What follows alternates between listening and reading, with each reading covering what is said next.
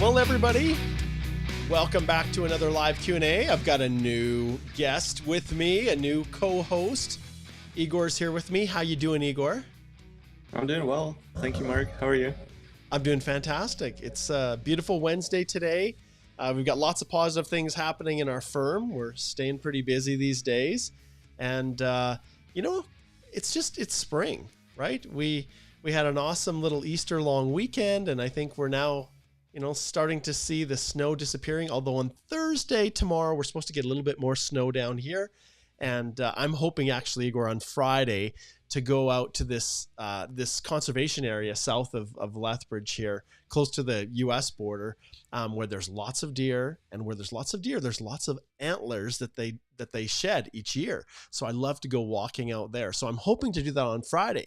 But the problem is, if it snows, it will be a fruitless effort, because what color are the antlers? They're white, and it's pretty hard to spot them when you're walking miles and miles across coulees and drainages and prairie when it's all covered in snow. So it's harder to spot them. So right along the Milk River is where we're headed. So hopefully, I'm crossing my fingers that it's not going to be too much snow on Thursday, but we really do need it.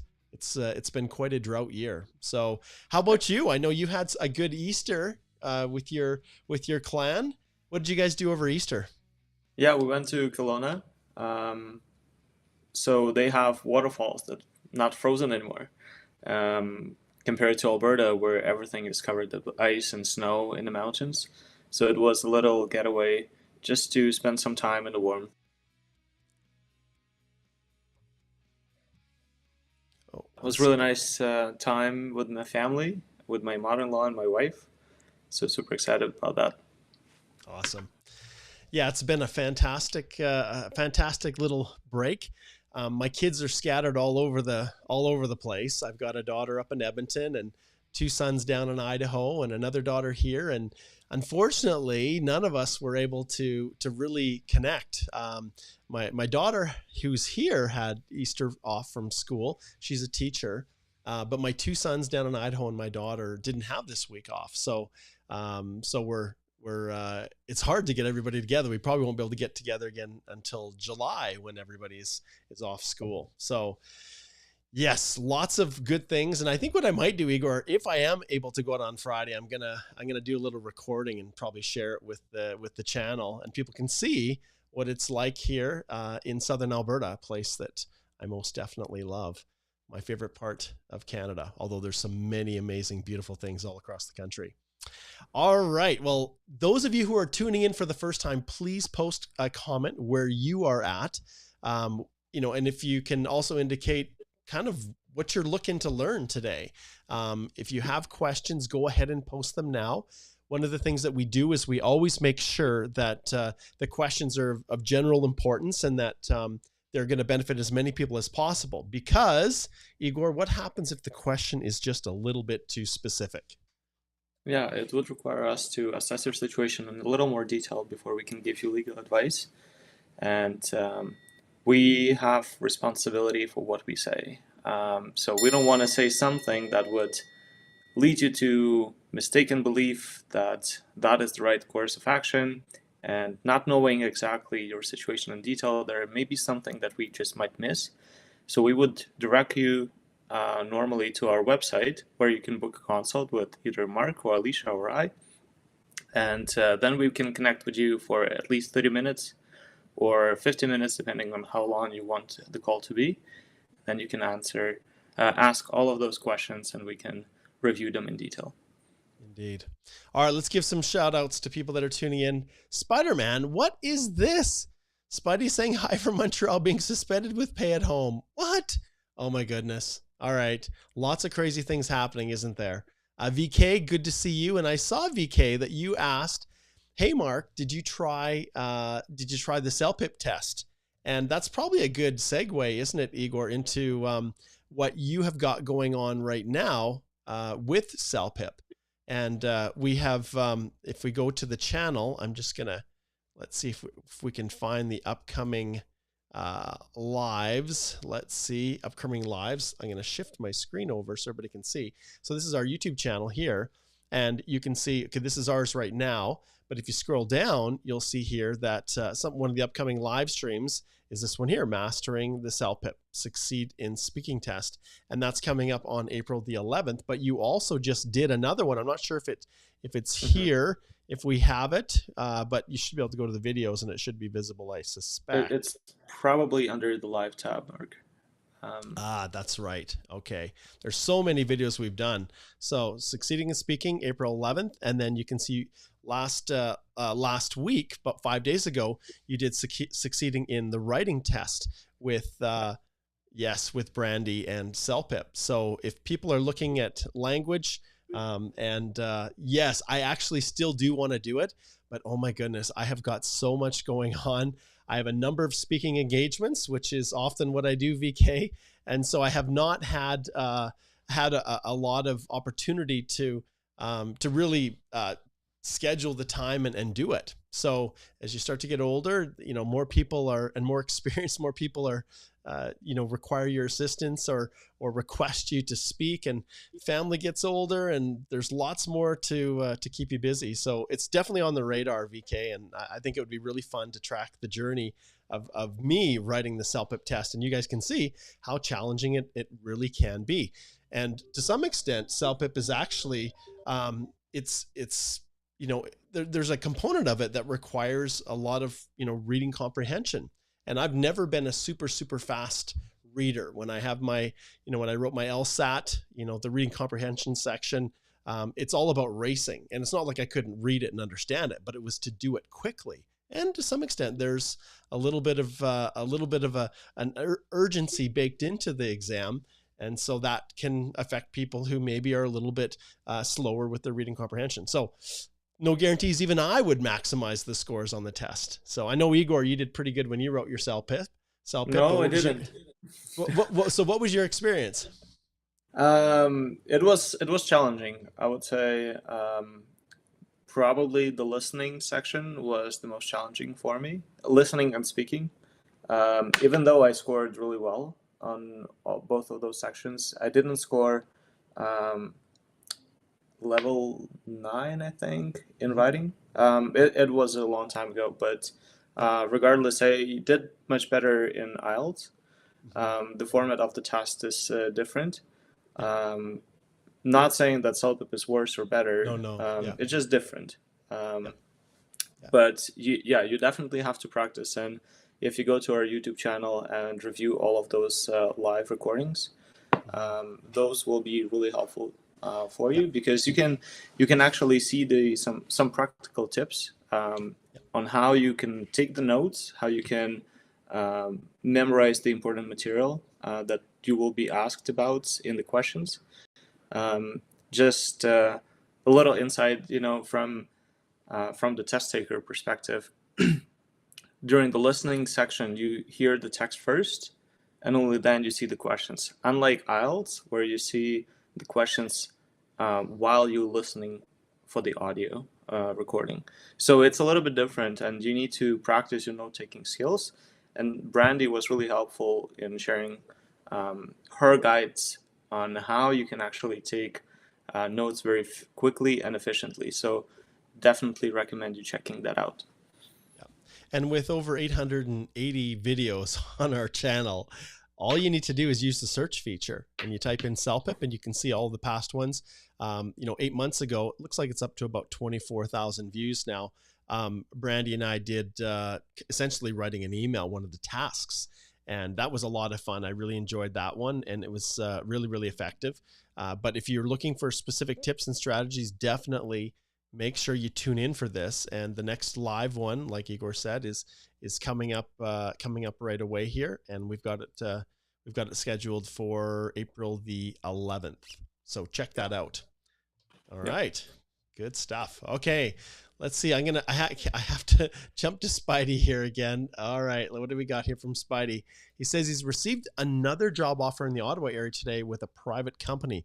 Would it be okay to put them in touch with you regarding work permit? Yes, it's possible.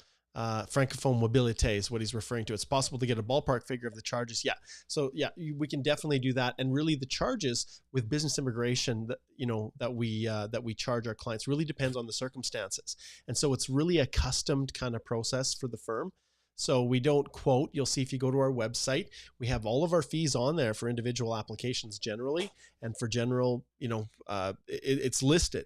But when it comes to really core business immigration applications, those really depend upon the companies, because some companies need more, they're handheld a little bit more. Others are more efficient and more sophisticated. And even clients like you, Spider-Man, and we know your name, but confidentiality, it's probably good to not share your name when you're potentially have another job offer and you're on paid leave.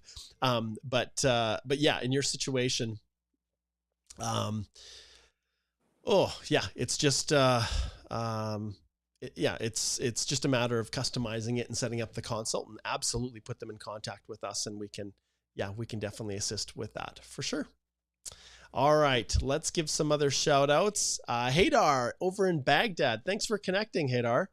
Great to have you joining us. Elisane is in Dubai, and we know it's kind of late there. I don't know what time it is in Dubai. Is it like 9 or something like that? 9 p.m. It's in the evening, I know. Let's see who else we have here. And like I said, if this is your first time, please give us a shout out. Let us know where you're tuning in from. We can't have Spider-Man without Batman. So Batman is here. We got the Day of Superheroes from Dallas, Texas. Thanks for connecting in, and look at that camaraderie. You guys are hilarious. Okay, let's hit on something that Haydar's asked. And this is a perfect segue to talk about one of the videos that Alicia and I did. The question is, will they do CEC draws? And Minister Miller just recently, there was a couple different announcements that he made. So when that happened, Alicia and I, 6 days ago now, we did a very, very detailed breakdown of what the future is going to look like in 2024. And although the Minister Miller, I don't know if I have him here. Oh, there he is. Although he doesn't come out and specifically state we are going to do CEC draws, there was a heavy, heavy emphasis, and not only do we have it here, but we also, if you go, well, here's our Express Entry Accelerator. If we go back here to podcast, you will see you can watch or you can listen. Episode 136 just dropped just on April the 1st of the podcast, which is the audio effectively of the Future of Canadian Immigration video that Alicia and I did. But you guys definitely want to go check that out, because we talk about a number of things that came from Minister Miller's most recent announcements. And clearly they are turning their mind to in-Canada applicants, which, why in the world, Igor, did they not do this like 2 years ago? Mm-hmm. I personally think that we're going to see CECs based on his comments. And one of the comments he stated was that they're going to be looking more internally to transition people. But understand, I can still see this being targeted to economics, the economic realities and the areas of priority for the government. They want to ensure that the individuals that are becoming permanent residents are filling and meeting the economic and labor areas of labor shortage in the country. So repeatedly he emphasized economics, even to the point, Igor, where the minister indicated that the humanitarian endeavors that Canada pursues, they're looking at more pathways to connect even asylum seekers through the various programs, the economic programs associated with them. And if you look at many of those programs, the EMPP, let's just see here, EMPP, IRCC, let's see if we can just pull it up. Okay, this one right here, the under the Federal Economic Mobility Pathway Program, this one is designed to match people that are claiming refugee status, to have them come in, in a way, another triage where they can be connected to employers. And we talk a lot about that. We'll drop Minister Fraser off here. But these types of programs, the minister specifically highlighted. And so when you have, when you've got this type of a situation where the minister is hinting at certain things, you can likely expect certain outcomes. And so will there be CEC draws? Well, if we go right now and we take a look, the last draw that we had, and let me refresh the page here. The last draw we had on the 26th, so last week, was French language.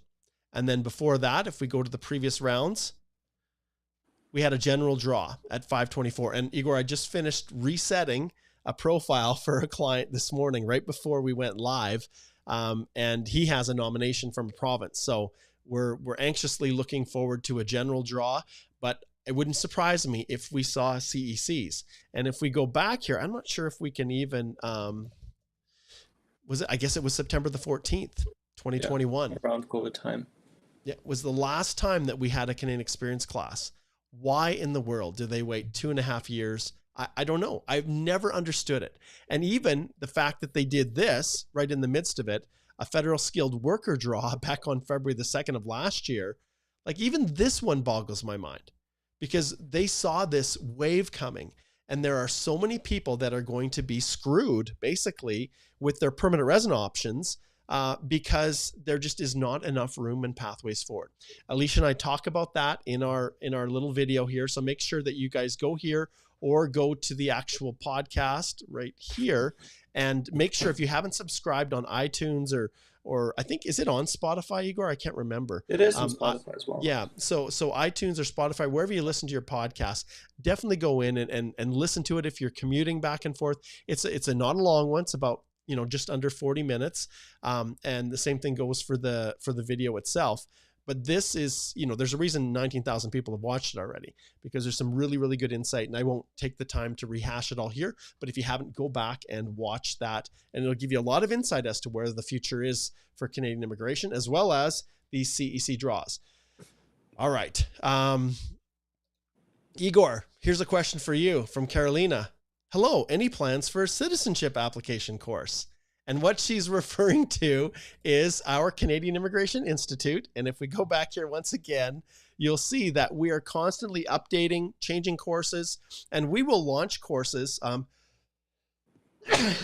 We will launch courses like our Express Entry Accelerator. And just to let everybody know, next week, so Wednesday next week, 4 p.m. to 6 p.m. is our next masterclass. And we house these masterclasses every second and fourth Wednesday. And once you subscribe to the course, you have access to come back and ask me questions every other week. So pay attention to that one. But when you look here, you can see right now, as far as courses, we have pulled down some of our other courses for the simple reason that we need to make sure that they're constantly being updated. So back to this question, Igor. Any plans for a citizenship application course? And why would I be asking you? Yeah, this question goes to me because I'm working on one right now. It's in the works. I had it completed, but then my inner perfectionist just kind of begged me to re-record some of the videos, so it's taken a little longer than I expected. Well, Igor, it's in the works. Igor, I've been practicing 20 years. Why am I not creating the course? Why are you creating the course? What gives you expertise in Canadian citizenship? Yeah, the reason why I'm doing this is because I just had gone through the process myself. So we became Canadian citizens about a month ago on February 2nd. And I've gone through the process. I've seen some clearly confusing moments in the applications. Just a good example, I've requested an online, like a digital citizenship certificate, but they gave me the paper one. And they also gave me the login credentials to access my digital certificate, and those don't work. So I'm like, there's so many confusing aspects to the whole process that I just need to explain. The whole process is designed so that you can do it yourself without need to retain a lawyer or a representative. And but there are some situations where you actually need side help and just a little more guidance. So that's why this citizenship course will be helpful.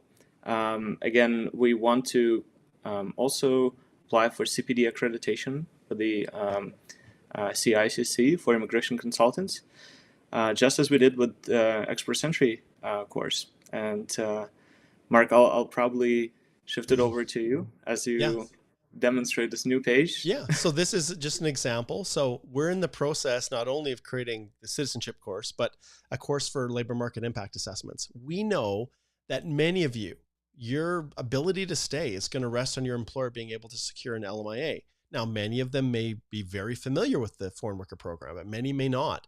And so the LMIA course is going to be tailored to them, where you can say, hey, look, if you want to apply for a labor market impact assessment, here is an awesome course that will teach you everything that you need to know how to do it. And if you need any help, you can reach out to, these fine lawyers who created it at Holthe Immigration Law. And so that's what we have on the move. But you can see here, the Express Entry Accelerator, Igor, I would hold this up, and it's our 2024 version. Like, we just literally updated it. And I shouldn't say update. I recreated every single video within it. Every piece of instructional tool, all of it was updated. And a big shout out to those of you who have reached out to me, who subscribed to the course. We're constantly building our databases of police clearances and other supporting documents. I recently had someone provide an update to the Toronto Educational Credential Assessment, UT, which I hadn't updated for years because very few people do it. But I had someone who did it, and big shout out to them. And then we redact it, and then we include it with the course. So it's like a database of resources that's constantly growing and improving with every person that subscribes to it. But the Express Entry Accelerator, like I said, every second Wednesday and it really, I guess we probably could change this too, Igor, to the second and fourth Wednesday of the month. But this Wednesday coming up, the 10th, that will be from 4 to 6 p.m. Mountain Time, that 2 hours. I will be there to answer any questions, and we're going to do it on a regular basis. In the past, we might do a masterclass every couple months. We'll close the cart down and then open it up, and only the people who subscribed could then attend the masterclass. But we decided, you know what? People are at different stages, and we would rather encourage people to come in, subscribe to the course now, get access to all the material, and then come and pop in on a masterclass when you need help. And with 2 months after receiving your ITA being the deadline for submitting your EAPR, that gives you, 3 or even 4 possibly opportunities for masterclasses, even after you get your ITA, to get any specific questions answered. And that's me. I run those. And so, so we're super excited about that. So you can click on the link in the description below and it'll take you here. You can watch the video, what it's all about, and we've got a bunch of other information. You can see that the videos are all, on demand, step by step. They're all accessible via handheld, whatever you want. There's over 10 hours. There's probably even more videos, individual videos. And then we have the biweekly master classes. And we have a ton of sample documents, templates, things like that, which, Igor, leads to a very new development that we have for the firm, which if I scroll down to the bottom here, you guys will see one of the things that we now have. If you're not sure if Express Entry is the right pathway for you, well, the best way to do it is to try to calculate what your CRS score is. And so this here is an estimate of your CRS score, but it's different than, like, if you go to IRCC calculator here, the comprehensive ranking system, the CRS calculator, this will give you your raw score, right? So you can do that. But our little, if I can get to the right page here, I got so many things open. This one here, ours gives you a bunch of different information: eligibility for a federal skilled worker program, your FSW points even. And there's a bunch of different things that this little calculator can do, and it's constantly being enhanced and developed. And so it's pretty easy. Just punch in here, start entering in your information, and it will ask the questions, and you can see the progress bar across the top, and then it will spit out your score. So and it shows you your score in real time, which is nice, versus the government's the government's tool here, where you have to fill everything in and then you calculate your score. This one will do it in real time, so you can see when you're making adjustments. Let's get to the right page here. When you're making adjustments, you can adjust them in real time. So like, 105, that doesn't make sense. Oh, wait a minute, I am actually 29. I haven't had my birthday yet. And then the score you can see is automatically updated to 110. So I love it. I'm super, super happy, because I do a lot of this type of thing with our clients in our consultations, assessing scores. In fact, one of the videos that we're also going to release, and it's hard for me not to talk about all this stuff, you guys, because we have a lot of really, really cool things that we're going to be doing. But one of them, and it probably makes sense to just try to pull this up, and I'll just show you, I'm going to have a separate video And what I'm going to do here, I'm not sure if I can do it live. Let's just see here if I have, I wonder if this works. Just give me a second. Let's see. Oh, maybe. Close. I just have to adjust this just a second if I can. And there. Okay. I just wanted to show you this. This is a little example, and I'm going to do a video on this.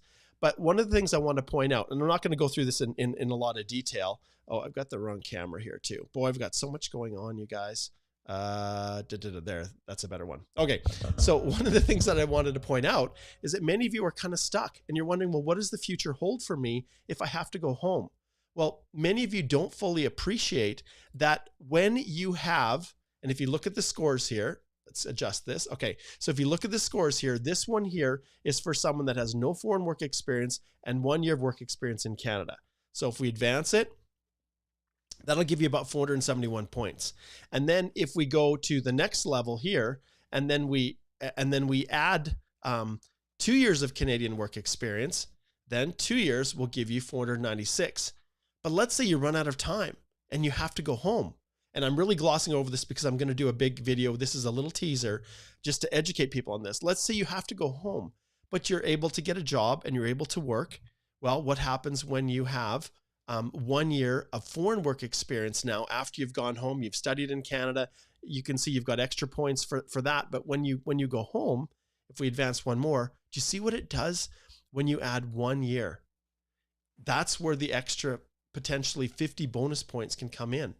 And so you go from 496 to 546 by acquiring that one additional year of foreign work experience. So I just wanted to point that out, Igor, to everybody, and watch the YouTube channel because I'm going to be doing a recorded video and launching that. Big shout out to Igor, who helped with the development of Johnny No Chance here. Let me go back and share this again. Yeah. So Igor was the architect behind Johnny No Chance here. And Johnny No Chance, fortunately, if he does have to go back home and acquires another year of foreign work experience, he can maybe then become Johnny Maybe Chance. All right. Okay. So great question. Wow. Do things spiral? Those of you who are tuning in for the first time, like I said, post your questions. We will try to get through as many as we can. We've got another about half hour or so to go here. We can probably go a couple minutes over. But these are really trying times. And, Minister Miller is definitely, he's the bearer of a lot of bad news. After his compadre here, let's see if we can pull him out. He's hiding in the background. Figures you're hiding. Minister Fraser, I remember when I was national chair, Igor, Minister Fraser, here, let's shrink him down so he's the same size. There we go. Minister Fraser here, when I met with him when I was the national chair over the Canadian Bar Association's immigration section, actually I was the immediate past chair when we met with him. I'd met previously with Minister Mendocino and Minister Husin, the other ministers. But he extolled how much he loved students. Students for Minister Fraser were the be all and end all. You guys were the future of immigration in Canada. You were the best candidates for transitioning. Well, guess what happens now? Mr. Miller says, blah, blah, blah, blah, blah. You are no longer the minister, and I'm going to share the realities of the situation. And the realities here, as Minister Fraser disappears into the sunset, is that Minister Miller is now having to talk about the realities, which, it has had an impact on housing in Canada.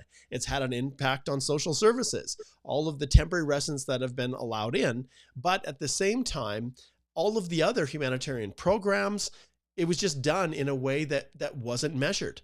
And so what has Minister Miller talked about? And this is something that Alicia and I talk about in our Future of Canadian Immigration. Once again, go check that out.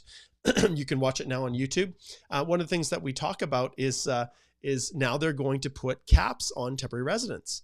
And we go through that in detail, something they've never done before. They just as the programs are open, they let people in however many they want. Right now, Igor, the Kuwait visa, like what's the projections for those visas? How many people have taken up those and actually come to Canada? What's the figures? Do you remember? About 300,000 people came in. Yeah. Can you imagine that? So obviously that's not a part of the levels plans, right? but they are temporary residents now. Minister Miller here, unfortunately, and he's making those comments and he's slowly disappearing into the sunset himself. So that's where we're at with all of this. So our job is to try to keep you guys apprised and not BS, like not just post stuff just to get clicks.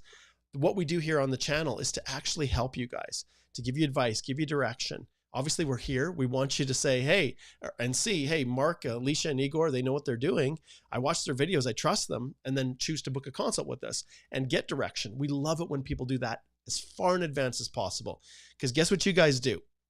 You guys often wait until the very last minute after you've used your family, your friends, your online WhatsApp group, your Facebook group, whatever it is, or hired your immigration consultant, whatever it is, and then you contact me after everything goes south. And Igor, I had just this week, I had 3 separate consults where unfortunately individuals had received bad advice from their immigration consultant.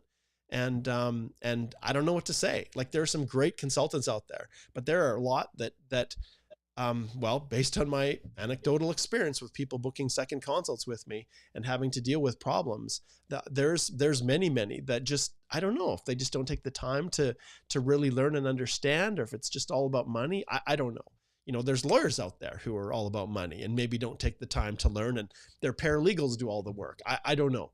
But all I can speak is for ourselves and our office, and it just breaks my heart when someone pays money to someone, trusts them, and their future in Canada is destroyed because they got bad advice. And there was a time when we could fix everything, Igor, but those days are long past. So when people choose to book a consult early and get some direction and guidance, we don't make any excuses for the fees we charge. We charge $300 for a 25-minute consultation. But I can tell you, before that consultation starts, I have reviewed your intake form. I know everything there is, to be prepared to give you value from the moment that camera is turned on. So that's, as far as our pathway, it always starts with a consult. And then from there, we decide if it makes sense to retain us to help, or a little bit of strategic advice can set someone on the right path.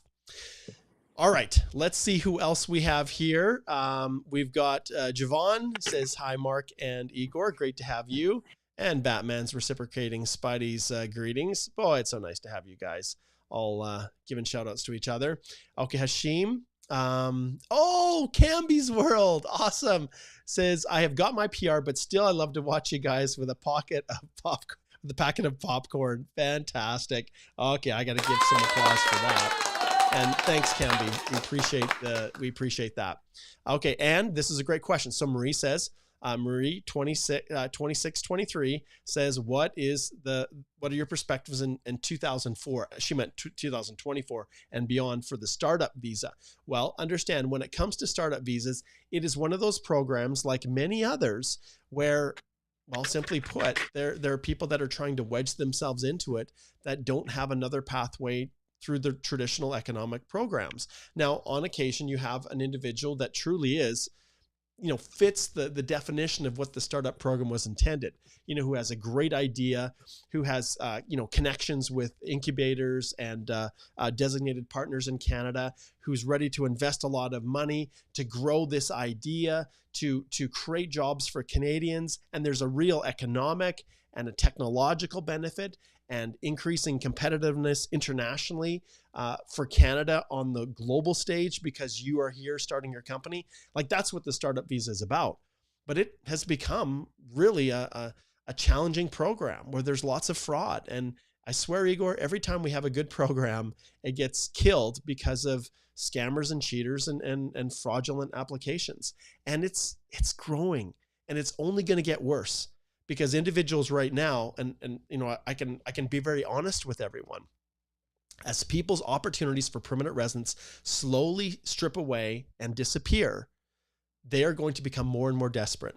And when you're more and more desperate to stay, then you start to listen to people who are telling you about this program or this opportunity that's just too good to be true.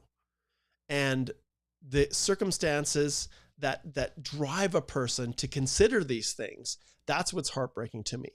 And where there is a vulnerable person who is desperate for an ability to stay after sacrificing so many years to study and get an open work permit, now to see all their options disappearing, and some magical person appears and says, hey, here's a sweet program for you. It'll just cost you $15,000 or $20,000 or $30,000 or $40,000. I've got this guaranteed pathway. Please, please give it some thought. And if you ever need a second opinion, reach out to us. We can take a look at it. We can let you know if it's legitimate, because where there is this massive stress that's being created for people in Canada who are seeing their pathway to PR evaporate, you guys are super vulnerable to this exploitation. So please, please be careful, because if it sounds too good to be true, it is. All right. Okay, let's keep zipping through here. Let's see what we have next as far as shout outs. I was going to couple more. VK says, thanks. You're very welcome, VK. And then Casey, we talked about this, chances of resuming CEC draws. You guys have watched online, like there's whatever other YouTube channels. People are saying, oh yes, they're coming back with CECs for sure. Well, the reality is, based on what I hear directly out of the mouth of Minister Miller, it's a distinct possibility. And I think that is a direction. And I do think we're going to start to see CEC draws, but I don't see them necessarily as being completely open. They could still be CEC. They could combine a CEC and a targeted draw even. And so they could say, all right, we're going to issue a round of invitations to only CEC candidates who fit within this category. They could double it up. The minister has tremendous discretion. So is it possible? Yes. Okay. Power Shown says, hey, from Indonesia. Great to have you there.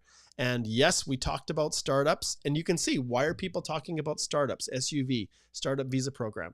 It's because when there's no other pathway, then they will look to wherever place they can go. And Igor, I'll tell you, the most difficult part of this is that there's a lot of money to be made when you're helping someone go through the startup visa program. Like, we're talking not the $5,000 or whatever we charge for express entry, but we're talking 15, 20, 30,000, 40,000. So if you're a person with higher net worth in another country, and maybe you're a little bit too old for express entry, you don't see any pathways, you don't speak French, well, you are super vulnerable to someone coming in and saying, oh yeah, no problem. And I'll let you guys in on something. I don't do startup visas. I don't do that type of work. And I had a consult this morning that a couple had booked, and it was all about investor options in Canada. And I said to them, I sent them an email and I said, look, I'm going to refund your fees because it's not an area that I have any expertise in, and we haven't focused on it. And so instead of me saying, hey, yeah, I can figure it out, it'll only be $50,000 and we'll sort it out, and tell them what they want to hear, because they had money, they had resources. That is not how we practice. And I could see that their desire was really for permanent residence and not to start up this innovative company. And that's how many people are like that. But where there's money to be made, there's people that are going to be there to tell you whatever it is that you want to hear. So be careful. Okay. All right, Igor, I'm going to let you tackle this one from Harsh. So Harsh says, and we see a lot of this, if we apply for fake, I love that term, fake postgrad work permit extension and work while waiting for the result, does that time count in CEC experience, and can we claim points for that working period? Now, to qualify this, okay, and I'll just, before I turn it over to Igor, anytime you file an application to extend your work permit, your study permit, your visitor status, initially the concept was implied status. That's what they used to call it, that you can continue to remain in valid status until the decision is made. And they then transitioned it to maintain status, and that kind of evolved from there. But Igor, what do you think? Can you count that towards CEC experience? Theoretically, you can, until the officer finds that you just applied to get the extended time. But again, the time that you worked while in a maintained status, you are authorized to work. Yeah, you are. So once again, Igor's dead on the nose. You can count that towards CEC. However, understand that if I put my old immigration officer hat on and I said, okay, Harsh, Harsh is applying for a post-grad extension. He doesn't qualify for one. I just had a consult, I think it was on Monday, on this exact topic with a client whose consultant advised them to file the post-grad extension, the actual extension, when their work permit was expiring in January instead of before December 31st, which was the rule. And then everything's a disaster now. But anyways, that's the situation you're talking about, Harsh. That period of time when you submit your application, as long as it's before the work permit, your current work permit expires, even though it's what I call a frivolous application, one that doesn't really have a foundation, you are able to continue counting that experience. But as an officer, I'm going to really scrutinize it. I'm going to really take a close look at your reference letter. I'm going to look at your pay slips and pay stubs. I'm going to really question whether or not you actually did that work. And you're going to be held to a much higher standard in those circumstances. And I would never, ever submit an application without providing a letter of explanation confirming, that you had submitted an extension and this is implied status or maintained status. And that's the period of time that you're counting. So that's how I approach that one. But yeah, like I said, people are desperate, Igor, and just continue watching our channel, because we're going to do everything that we can to try to navigate and help people prepare for the inevitability. And I'm going to let everybody in on I want to tell you guys about another situation. So when you've been practicing for a long time, so it's 2024, I graduated from law school in 2004. So it's been 20 years. In fact, I was working on the border in 2002. So really back to 2002, I've been involved directly, almost exclusively in the area of Canadian immigration law. And this world that we're facing now, where the sky is falling, where people are realizing, oh my goodness, I don't have a pathway, is not new. Back in 2014, foreign workers in Canada faced the exact same situation. And what was that? Well, post-grad work permit holders, sound familiar? Who were eligible for the Canadian Experience class, as of January the 1st, 2015, they were no longer guaranteed permanent residence. Why? Because express entry was created. And the moment express entry was created, no longer was just meeting the eligibility of CEC enough. So individuals in that world, and back in those days, we had a ton of Filipino foreign workers in Canada. Those who had labor market impact assessments were pretty much guaranteed to get an invitation to apply, because they gave 600 points for LMIAs. So in the initial period, anyone on an LMIA was guaranteed to get permanent residence, pretty much. But then after that, very quickly, they realized that the executives, the CEOs of companies, were old fogies who were often on different types of work permits and didn't have enough points. And so they were missing out. So they made changes. They gave job offers for C-suite level 00 knock people. They switched it to 200 points. So there's a constant evolution and change. But the world we're facing right now is not new. It's not. This is a recurrence of exactly what happened from the transition from 2014 to 2015. And I remember I wrote a blog post on this topic, which is very similar to, Igor, it's very similar to the one that Alicia and I just did right here, talking about the future of Canadian immigration, what was happening. And I did a blog post on the top 10 things people need to do now to prepare for express entry. I could probably almost Google it, and it crashed my website because people were desperate for guidance and direction. And I know that's what you guys are. You are trying to get information. You're trying to understand, how do I deal with this? How to prepare myself so that I have the best chance of being able to stay. And this is what we, as a law firm, this is what we look at. This is what we advise people on. This isn't a case of relying on, the crowdsourcing from your online forum or whatever you're in. Like, this is strategic immigration advice that we give people. And like I said, I'm going to drop a video right here on the benefits of considering a return home. I'm going to drop that YouTube video here shortly. Hopefully, maybe tomorrow I might be able to get it out. But these are things you guys have to be aware of. And if you're getting advice that says, hey, you can kind of fudge things or maybe misrepresent a little bit, don't trust those people. Don't. There are so many people who are willing to tell you whatever you want to hear for you to give them a little bit of money. And in the end, your hopes and dreams, whatever flimsy, scrap of hope you have is just going to be dashed. So please be careful. So yeah, fake anything. Anyone who says, hey, fake, oh, not good. Not good. Mm-hmm. All right. Okay. Farzaneh says ICT. This is a good segue for a Canadian immigration podcast. I'm just going to jump back right here once again to this page. If you have not yet subscribed to the Canadian Immigration Podcast, please do it. Episode 136 it's the audio. It mirrors what we did in our YouTube video right here, Alicia and I. But what Alicia and I have done as I bounce around here we go. I'll find the right page. Starting episode 100. We shifted to start doing more business immigration type focuses. And one of the topics that we did was, let's see if I can even pull it up here. I wonder if it'll search by ICT. We've got the recognized employer pilot, CUSMA. Yes. So you can see we have done specific episodes exactly on these types of work permits. Intercompany transfer is what's being referred to here. So strongly encourage you, if you haven't subscribed to the podcast, please go do it. I also want to give a big shout out to our sponsor, Journey Business Plans. And many of you have heard me talk about them. And actually the consult that booked this morning wanted, the information that they were seeking was specifically because of some things that they had watched, partnerships and things, joint ventures that we've done with Journey. But Journey is our sponsor of the podcast. And if you are in need of, and you're going down that path with startups or things like that, Journey Business Plans, they really focus on immigration, both Canada and the US. So I encourage that you go take a look at what they offer.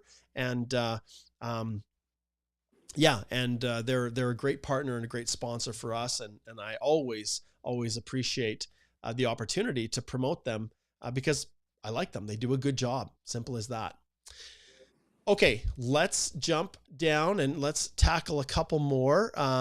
We've got Von Carlo, who's over in Prince George, BC. Big fan of your channel. Thank you. We'll give you an applause. I wonder if I have something else that's interesting here. Let's see. I think I have maybe it won't open up. Oh, there we go. I do have a little thumbs up. Okay. All right. Let's see what else we have here. HE Immigration from Toronto says that he sent a super chat. HE, can you send it again? Sometimes when the supers come in before we launch, I can't always see them. So if you can just repost that, that would be great. And then I'll make sure to answer that. I'll make sure to answer that question. Yes, because I don't see it. All right. Okay, let's jump to a few more here. Okay, we've got Rude X. Hey, Mark, please. I'm Ernest from Ghana. I want to ask, can I apply for a visitor visa to study in Canada with my 6-month course? Okay. Do you want to tackle that one, Igor? So he's asking if he can apply for a visitor visa to study in Canada, essentially with a course that's 6 months. So what are the rules when it comes to studying on visitor status? You can study without a visitor visa if your course is less than 6 months. If it's 6 months or more, then you would need to apply for a study permit.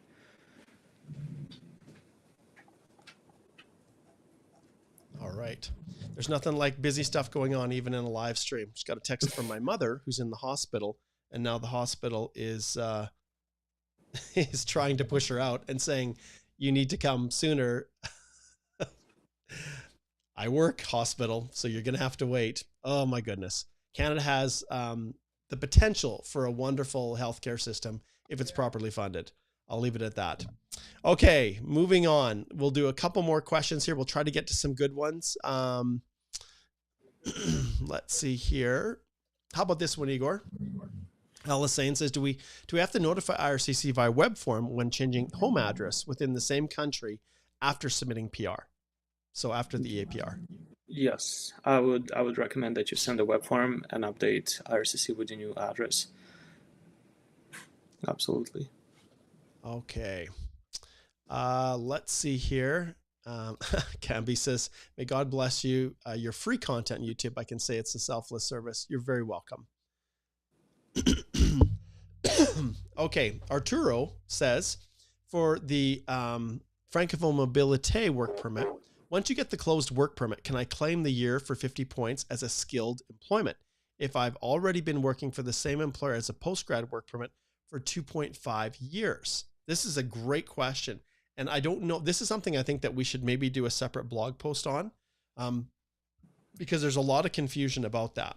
So he's basically, the question is, if I've already been working for the company and then I switch over to a Francophone Mobilité, and I've already got the year, can I count that experience? And I'll be honest, Igor, I tend to side on the side of no, because the work experience generally needs to be on the employer specific work permit. But I haven't seen a formal statement from IRCC on that. But when I'm advising my clients, I always treat it from the time in which the actual employer specific work permit has been issued. But that's only for option 3 of the job offers. Remember, as an LMIA, the moment the LMIA is issued, you can claim those 50 points. It's just for that third option of job offers, when you have an employer specific work permit where it says you need to have worked for 1 year with that company. I always advise my clients that the 1 year needs to be while they're on that permit. Now, someone could come back and say, hey, we submitted it in a different direction and an officer accepted it. Well, that's helpful, but that's not conclusive for me, because officers make mistakes all the time. And until I see an actual, comment or statement on that, I never want to push the envelope. So that's a great question, Arturo. I think, Igor, let's grab that one and let's make a note of it, and maybe we'll do a little blog post on that. We may have covered it in some of the other job offer, like we in our blog post on our site, but I can't remember. Okay, here we go. HE says here, and I'm pretty sure, did HE, I want to go into our live here and just confirm here. Just give me a second.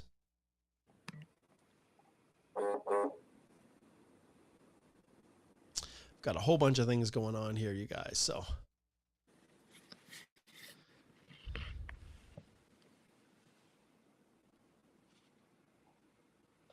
I think once you start a live stream, then it's hard to find it again. I'm trying to find, oh, there it is, home. Okay, here we go.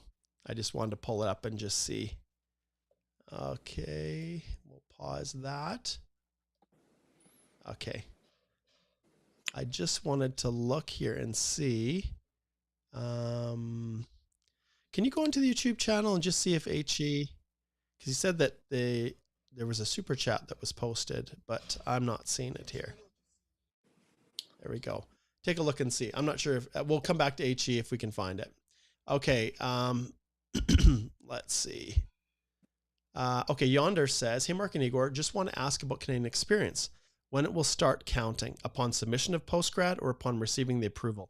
It's actually, in the case of postgrad work permits, it's when you submit the application that you can count that work experience starting from that date.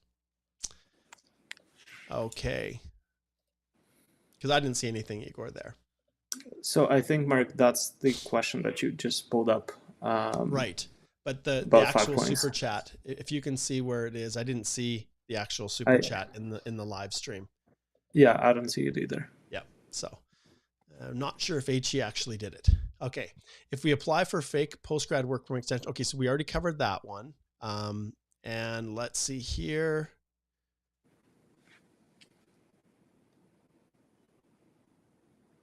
Okay, Abdiel says, hey, Mark, I hope you make a video or a short about dependent children of temporary workers, because my dad has work permit and I'm 20 years old and I want to apply for an open work permit, thankfully. Yeah, so Igor, right now, in terms of dependents and open work permits, it probably is something that we could talk about. The land and the ground is shifting when it comes to these types of work permits. We've seen that Minister Miller himself has started to reduce the ability to get a spousal open work permit for spouses of international students, and I don't think they're done. Personally, I think they're still going down that path. Okay. Let's see what else we have here. Casey asks a good question. Why is there still FSW draws with all the housing crisis? Okay, here we go. HE now submitted it. So this is a good question. And the only person that can answer that is Minister Miller and his party, the Liberal government. So they're the ones that make the decision. Cabinet makes the decision on what happens, delegated to the minister. And so I don't know. Personally, it doesn't make any sense to me.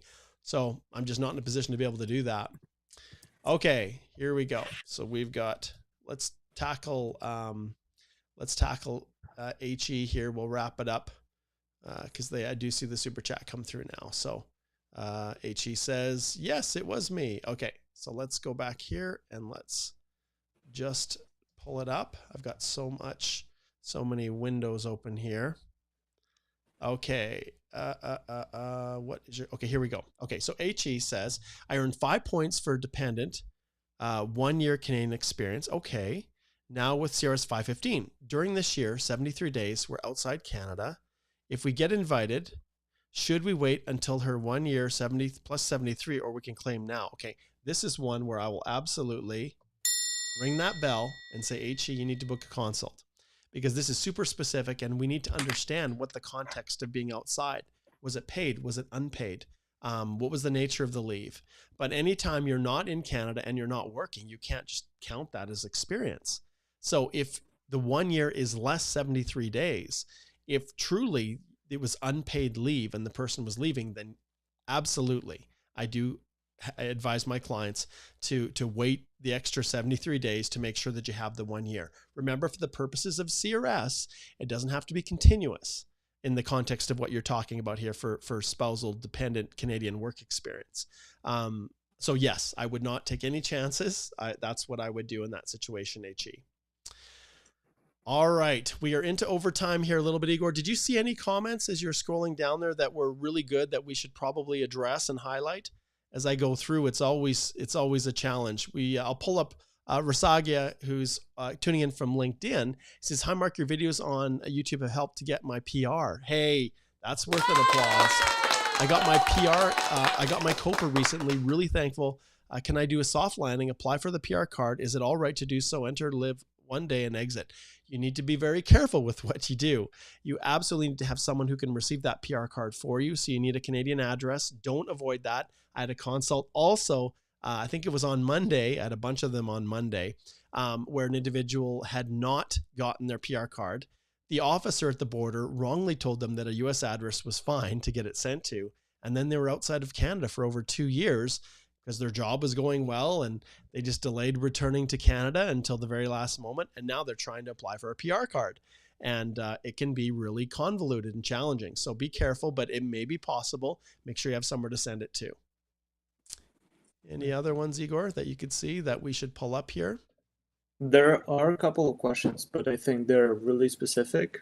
One question, for example, is about the PTE score of 47.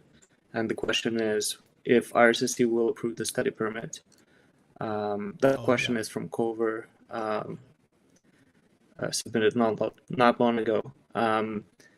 Those kind of questions would require us to, again, review our situation in detail and consider how much does the program fit your previous and future plans, career prospects, etc. So there are so many other things except outside the realm of language test. It's not only about the language test. Yeah. So I would recommend for those people who submit very specific questions to consider booking a consult to talk about their situation in detail.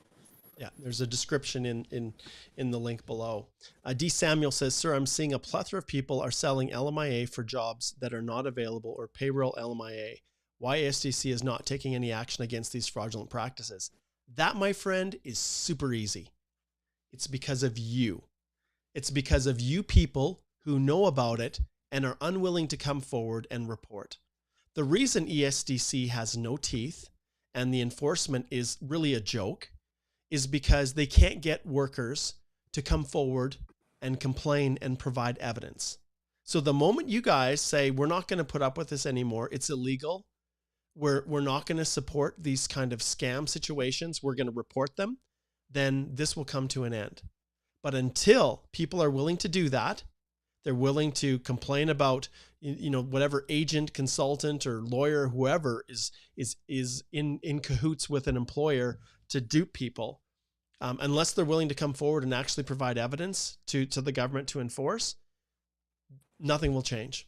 And until the government, when they do find it, because this also pisses me off, when you do show clear malfeasance, like an immigration consultant, for example, in Lethbridge, who employs people illegally, who has a separate set of books, who makes them Filipino workers work extra hours in the evenings and not pay them, and even farms out workers to some other business partner's construction company, who, after meeting with IRCC, meeting with ESDC criminal enforcement, and going through providing all the documents, evidence, fines the stupid consultant a few $1,000s, and they're merrily practicing as a consultant today, that kind of crap, as long as there's no appetite to actually crush people, this will happen.